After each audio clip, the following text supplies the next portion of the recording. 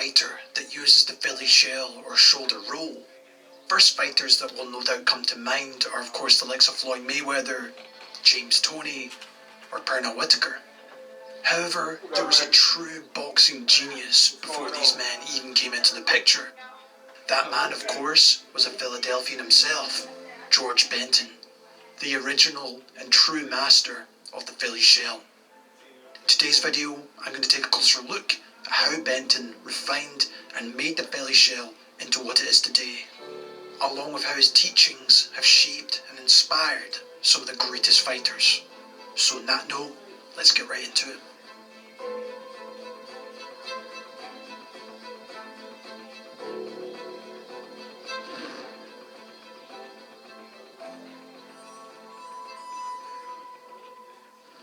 Now before going right into Benton, there is of course the origin of the Philly shell. And back in the first half of the 20th century, there was a lot of white-collar type workers who would start to go to boxing gyms for sparring and for their fitness, with many of them being successful amateur boxers themselves, and they were often referred to as gym warriors.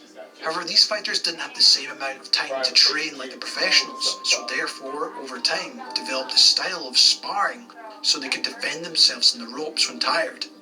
And instead of using lots of footwork, would of course use waist movement and shoulder rolls while covering up in what we know is the Philly shell or sometimes the Michigan style defense. However, once they got a second wind, would revert back to using their high guard and using footwork. The city of brotherly love, Philadelphia, and the surrounding states, such as Michigan, are well-known hotbeds for boxing talent and hard sparring. So it was only natural that eventually this style would be picked up and used to full effect. I highly recommend you check out the channels, the Uma Fight Camp and Phase Boxing, which has some great information on this, and I'll leave these in the description below. Now there have been variations of the Philly shell in terms of when it came into the picture. Some of the greatest fighters using this so-called shoulder roll technique or crossed-armed crab style.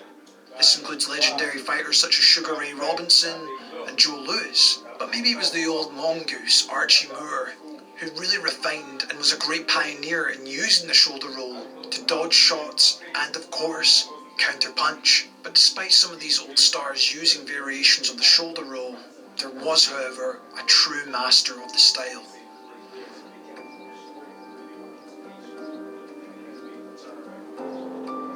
Now you could consider George Benton one of the greatest fighters not to win a world title, and was unlucky not to get his shot in the end, as he defeated 4 future and former world champions, Freddie Little, Jimmy Ellis, Joey Jardello, and the great Cuban fighter Luis Rodriguez. And he finished with a professional record of 61 wins, 13 losses and 1 draw. In terms of Georgie Benton's style, it was simply his masterful use of the Philly shell, while being an aggressive counter-puncher for the most part, while he had a tremendous ability to slip and roll punches, making you miss while waiting for the right moment to counter-punch with his right hand.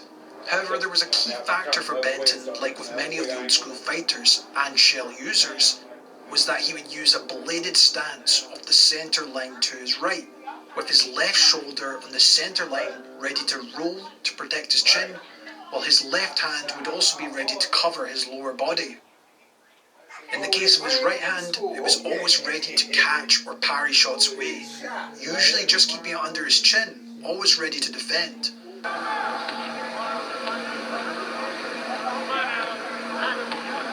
While sometimes he would put it out to the side to give a tempting opening for competitors to attack, no doubt for him to look for a counter-punch opportunity. Brian was behind that, because that was all last week, like Wednesday and Thursday.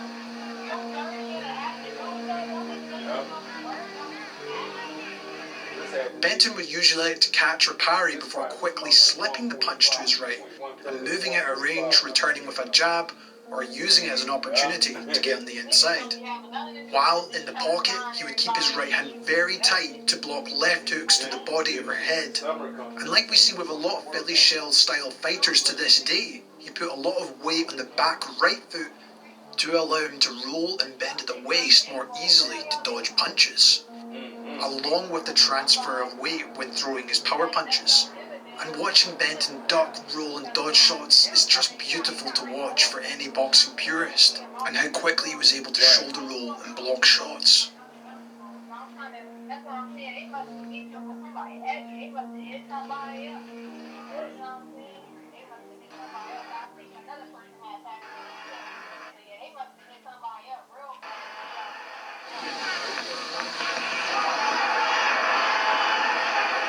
Another huge part of his success was his balanced and fundamental footwork, just like many of the great old-timers.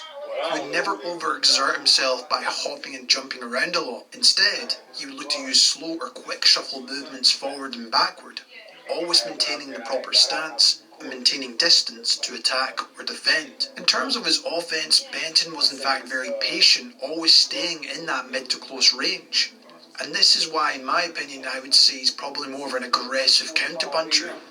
I'd say he resembles more the likes of James Toney or an older Bernard Hopkins, probably compared to the likes of Mayweather, who like to move around a lot more. I would say this is mainly because George was able to sit in the pocket and stand his ground in the centre ring for much longer while trading on the inside. Very much like his future student in Pernell Whitaker, who is also very capable of doing this at times. Benton also had an excellent jab where he would usually fire as an up jab. Quite often, he would throw these in multiples, helping to keep off his opponent, but also to condition his opponent to narrow his guard. And this is where you really get to see George's terrific ring IQ come into play, and his opponent would start to expect nothing but the jab, and was able to change this eventually by throwing a surprise lead left hook around the guard of his opponent. While this was also helped just by his use of head feints and feinting with the lead hand before throwing and moving out of range again. And a prime example of this was when he faced Johnny Smith, where he was able to set up that lead left hook, followed by the right to knock him out.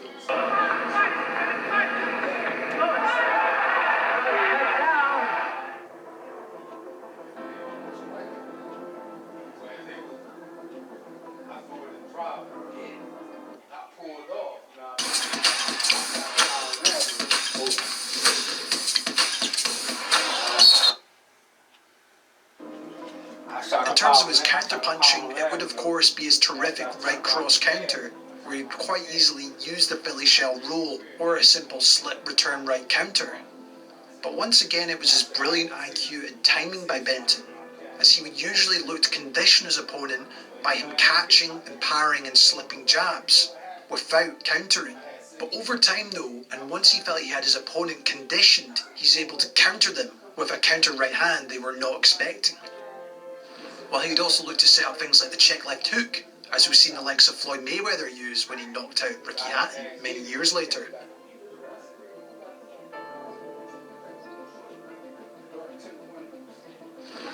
While Benton's shell stance was also suited for fighting on the inside, always looking to keep his head on the left shoulder, leaning in, while looking to land body shots with hooks and set up the right uppercut. While he would also look to frame off the shoulder to create a gap so he could get off a sharp left hook to the body or head. And although Benton is more or less considered a defensive master, offensively he could be just as lethal or rugged. From analysing George Benton's fighting days, it's no surprise he was later called the Professor, and apparently was quoted saying he knew 48 ways to counter the jab, and from watching him, I believe him.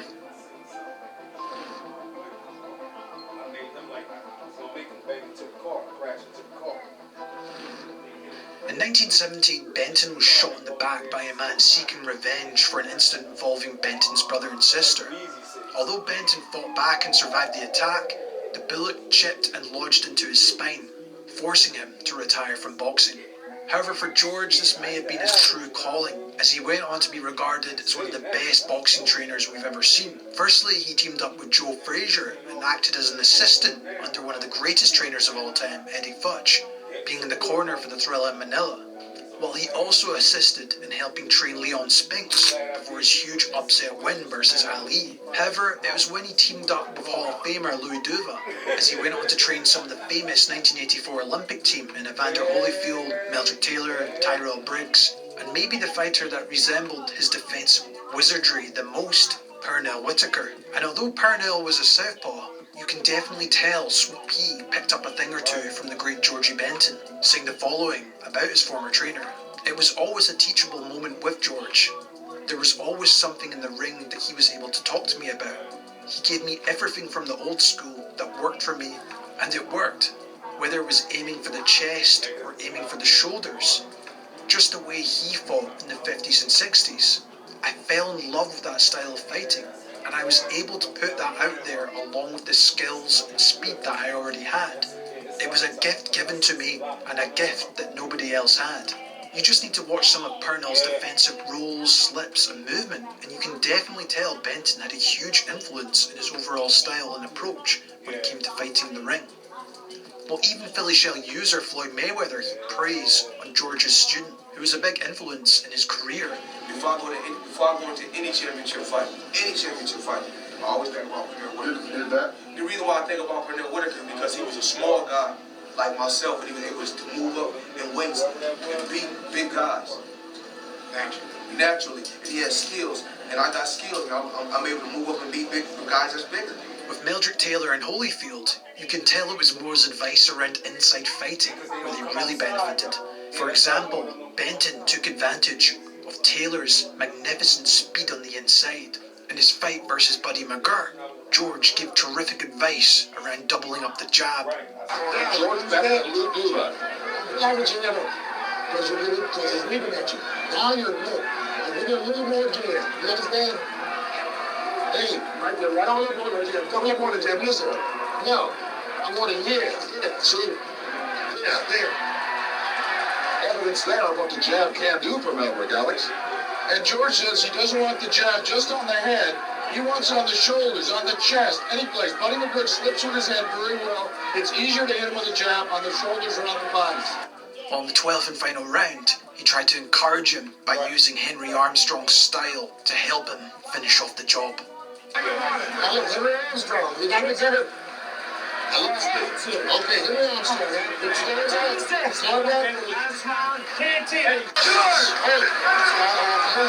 started off moving dead. Confusing dead Armstrong. Armstrong always did was stay in punching range. Even when he stopped punching, he moved to the side, so he was always in range to hit his opponent. While with Holyfield, you would often see him lean in with his head on his opponent's left shoulder, just like Benton, before taking the opportunity to attack to the body with hooks and framing off the shoulder. Benton was also a very strategic trainer who analysed fighting styles and drilled his fighters to adapt and conquer who they were facing. An example of this was when he was training Evander Holyfield, who anticipated a specific move from James Buster Douglas, as he would usually jab before throwing an uppercut from distance. In the training camp leading up to the fight, he consistently got Holyfield to train over and over again to be ready for the counter right straight, which resulted in him winning the heavyweight title in the third round. It was a similar move Benton had mastered all those years before and was able to pass on his knowledge. Former US Olympic coach Al Mitchell summed up why Benton was such a good trainer and fighter. He was a hell of a fighter. Matter of fact, we used to call him the uncrowned champ. He was an unbelievable fighter, but he was a good defense genius too. He trained Pernell Whitaker. He trained Holyfield. He trained Meldrick Taylor. All them fighters from the dudes that camped in, he trained them. Would you credit him with inventing the shoulder roll? A lot of the Definitely. trainers I talked to say he was the first. He was the first one I seen him do it. Georgie Benton.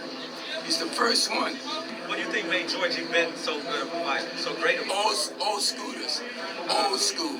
They teach the defense, they teach offense. The number one thing, they teach the basics.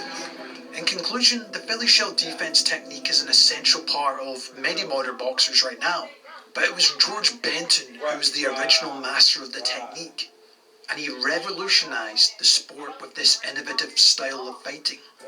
Obviously, the center line is the critical element of the technique, and it's essential to keep your head off it, while also being able to have the reactions and reflexes to use this style in perfection. We have seen over the years this technique evolve over time, with many modern fighters such as Floyd Mayweather Jr., James Toney, giving their own twist to the technique. but still sticking to the fundamentals that Benton had put in place. From studying Georgie Benton in the 1950s and 60s, it's clear that not only was he a defensive master, but he also had unbelievable ring IQ like many Philly shell fighters do to this day, and this was proven by some of his devastating blows through his setups, while also being able to battle it out on the inside. And the knowledge he took from his fighting days into training is evident by how many great champions he worked with, and it's no wonder so many of his students gave him the suitable nickname of the Professor. For me, he will always be the original Philly shell master.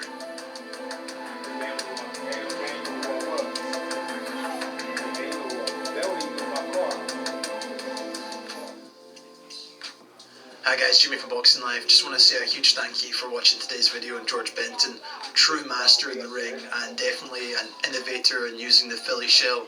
Make sure to let me know in the comments below what you thought of him. And yeah, I just wanted to quickly tell you about the launch of my Patreon page, where you can get early access to all my videos or anything that gets blocked on YouTube, along with exclusive content which I will be posting more consistently on there going forward. And yeah, if you just want to continue supporting the channel so we can make more content like this, make sure to check it out in the link in the description below. As always guys, thanks so much for watching, and I'll see you in the next one.